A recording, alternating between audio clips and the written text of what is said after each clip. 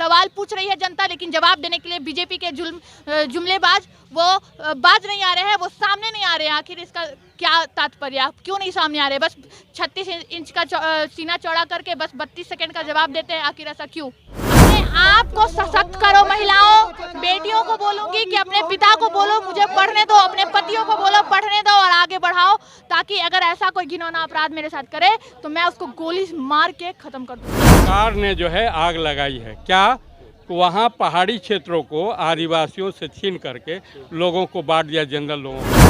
ये कांड अचानक नहीं हुआ है। ये क्योंकि महिलाएं दिल्ली में प्रदर्शन कर रही थी, ये अपने बहुत दिनों से प्रदर्शन कर रही थी अपने सुरक्षा के लिए, तो ये होने वाला था, ये कोई अचानक नहीं हुआ है। जिस तरह मणिपुर में बेटियों पे अत्याचार हुआ है, उस तरह उसको लेकर के आज आप पार्टी ने यहाँ पे कैंडल मार्च निकाला है। साथ वो कहाँ तक सही है, इस पे आप क्या सोचते हैं? वो बिल्कुल सही नहीं है, वो बिल्कुल भी सही नहीं है। ये घटना पूरे देश को शर्मसार कर देने वाली घटना है, क्योंकि हमारा देश जो है वो उसका खून, देश के वासी है उनका भी खून जल रहा है, उनका भी दिल जल रहा है कि आखिर मणिपुर क्यों जल रहा है। इसी सवाल में हमारे देशवासियों का खून भी जल रहा है और दिल भी जल रहा है कि हमारा देश का एक राज्य मणिपुर वो क्यों जल रहा है। सवाल पूछ रही है जनता, लेकिन जवाब देने के लिए बीजेपी के जुमलेबाज वो बाज नहीं आ रहे हैं, वो सामने नहीं आ रहे हैं। आखिर इसका क्या तात्पर्य, क्यों नहीं सामने आ रहे? बस 36 इंच का सीना चौड़ा करके बस 32 सेकंड का जवाब देते हैं। आखिर ऐसा क्यों?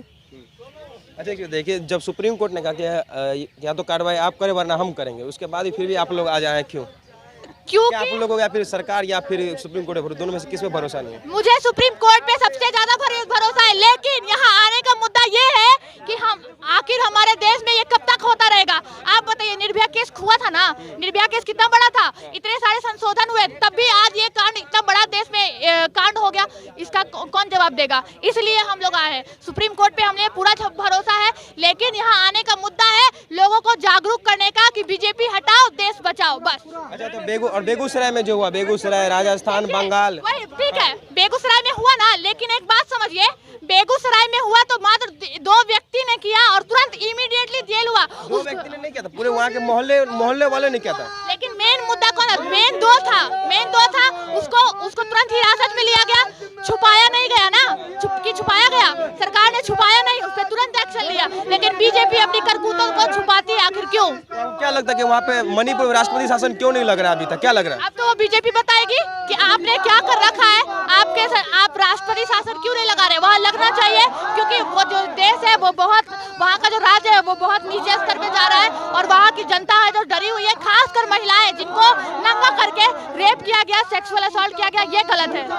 लेकिन जैसा कि वहाँ पता चला है कि जिनके साथ रेप, वहाँ पे कई के साथ रेप भी हुआ है, और रेप और जो परेड जो घुमाया गया, उसको घुमाने में वहाँ की महिलाओं का भी हाथ है। तो ये बहुत गलत है, उन महिलाओं को भी हिरासत में लेना चाहिए और इमीडिएटली लेना चाहिए, क्योंकि वो महिला अगर ऐसा कर रही है यानी उनको महिला होने पे उन पर धिक्कार करना चाहिए और उनको भी उनके साथ इतनी कड़ी सी क्या बोल नहीं पा रही हूँ कि महिलाएं थी, शौक डूब रहा है कि महिलाएं थी, क्या ही बोलूं भैया, परेशान हूँ कि आखिर महिला की इज्जत को शर्मसार कर रही है, आखिर ऐसा क्यों? तो अब आप जनता से क्या कहना चाहते हैं? मैं यही कहूंगी कि अपने आप को सशक्त करो महिलाओं, बेटियों को बोलूंगी कि अपने पिता को बोलो मुझे पढ़ने दो, अपने पतियों को बोलो पढ़ने दो और आगे बढ़ाओ, ताकि अगर ऐसा कोई घिनौना अपराध मेरे साथ करे तो मैं उसको गोली मार के खत्म कर दूं सीधा। मणिपुर में जो बेटियों के साथ है वो कहाँ तक सही है? नहीं, वीडियो तो सही है, क्योंकि इसकी पुलिस ने कहाँ तक ये सही है जो मामला हुआ है मणिपुर में? नहीं, ये बिल्कुल भी सही नहीं है, बिल्कुल भी नहीं। हम सब केंद्र की सरकार अभी तक चुप है, वहाँ की सरकार भी चुप है, अब क्या लगता है? हाँ, यही तो क्वेश्चन है, वही तो क्वेश्चन है कि केंद्र सरकार क्यों चुप है? उनको बोलना चाहिए, विदेश घूम रहे हैं और मणिपुर का रास्ता उन्हें नहीं पता है, वो रूट नहीं पता है उनको। तो हमारा प्रश्न तो यही है, और जो बोल रहे हैं संजय सिंह जी, हमारे आपके जो MP हैं, वो राज्यसभा में बोल रहे हैं, तो उन्हें क्यों बोलने से रोका जा रहा है? उन्हें क्यों निलंबित किया जा रहा है? एक तो खुद नहीं बोल रहे हैं, कोई एक्शन नहीं ले रहे हैं, और जो बोल रहा है उसको क्यों रोक रहे हैं? हाँ सर, कहिए। सब लोग आइए बताते हैं। कहिए। ये मणिपुर की घटना जो है एक राजनीति से उत्प्रेरित है और एक घटना जो है कई महीनों से चल रही थी। 3 महीने से मणिपुर जल रहा है। उसके पहले सरकार ने जो है आग लगाई है, क्या वहाँ पहाड़ी क्षेत्रों को आदिवासियों से छीन करके लोगों को बांट दिया, जनरल लोगों को बांट दिया गया।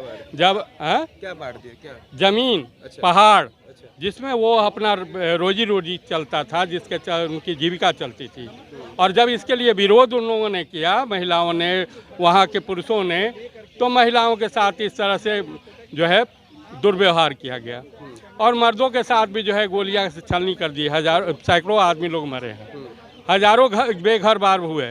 सरकार की नींद क्यों नहीं खुली? इसलिए कि वो जो भी अत्याचारी थे वो मिलिट्री के ड्रेस में राइफल गोली लेकर के, स्टेन गन लेकर के अत्याचार किए हैं। आप लोगों ने वीडियो देखा होगा। इसे ये सरकार का एकदम सोची समझी अत्याचार है और सरकार ने अब तक कार्रवाई इसलिए नहीं की कि उनके पार्टी के लोग थे। धन्यवाद।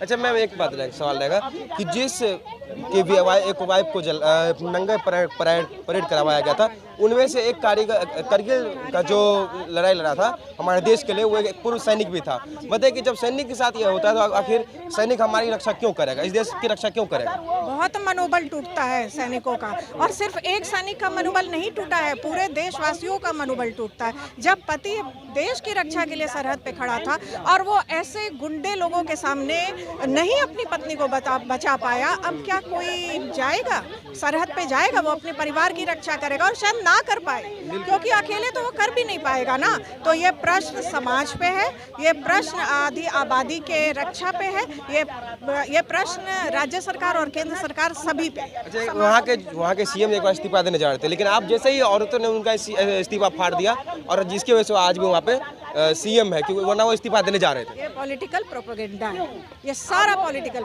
प्रोपेगेंडा है, क्योंकि उन्होंने महिलाओं के साथ ये किया, वादा किया कि उनकी रक्षा करेंगे और उन्होंने इसलिए महिलाओं को अपने पक्ष में ले करके और ये काम करवाया। कुछ दिनों बाद नंगा परेड करवाया जाता है। उसके बाद ये कुकी महिला, सिर्फ ये कांड अचानक नहीं हुआ है। ये कुकी महिलाएं दिल्ली में प्रदर्शन कर रही थी, ये अपने बहुत दिनों से प्रदर्शन कर रही थी अपनी सुरक्षा के लिए, तो ये होने वाला था, ये कोई अचानक नहीं हुआ है। ये प्रदर्शन कर रही थी लेकिन इनकी कोई नहीं सुनी गई और आज देखिए जो उनको डर था वही हुआ और आगे भी सुरक्षित नहीं है। ऐसा नहीं है कि ये इंटरनेशनल फ्रंट पे चला गया है तो महिलाएं सुरक्षित है या कोई असर पड़ेगा।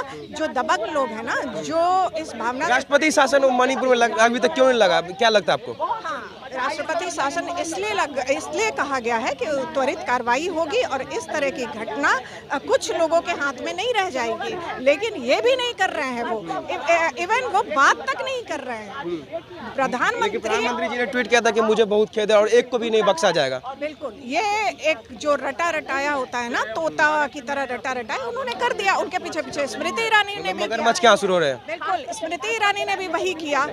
द्रौपदी मुर्मू का भी कोई भी एक्शन नहीं है महिला होते हुए भी, तो ये तो करेंगे। मैंने तो आपको कहा कि ये सारा पॉलिटिकल प्रोपेगेंडा है। जब आप बात करते हैं मणिपुर की तो तुरंत आप लिखते हैं छत्तीसगढ़ और फिर मध्य प्रदेश की, क्योंकि वहाँ कांग्रेस की राज्य है, शासन है। तो आप मणिपुर को कंबाइंड करते हुए अलग राज्य से जोड़ करके पूरा पॉलिटिकल आपने बना। अच्छा मैम, अब मेरा एक सवाल रहेगा कि आपने मणिपुर के लिए तो आप लोग आज कैंडल मार्च निकाले, लेकिन बेगूसराय, फिर बंगाल और राजस्थान पे कब निकाल रहे हैं आप लोग, कब ये लोग कर रहे हैं, बताइए? आप एक तरीके से समझिए ना, तो ये मणिपुर एक सिंबॉलिक है, ये आधी आबादी की लड़ाई है और चाहे जहाँ भी हो, जहाँ भी महिलाओं के, निर्भया का अपने हमारा पार्टी का उदय ही निर्भया आंदोलन वहाँ से स्टार्ट हुआ था, ठीक है, वहीं से स्टार्ट। तो हम ना हर समय मुजफ्फरपुर बालिका ये कांड हुआ था, तो बालिका गृह कांड, वहाँ हमने प्रोटेस्ट किया था। हमारे राज्यसभा सांसद संजय सिंह जी आए थे और हमने ज्ञापन सौंपा था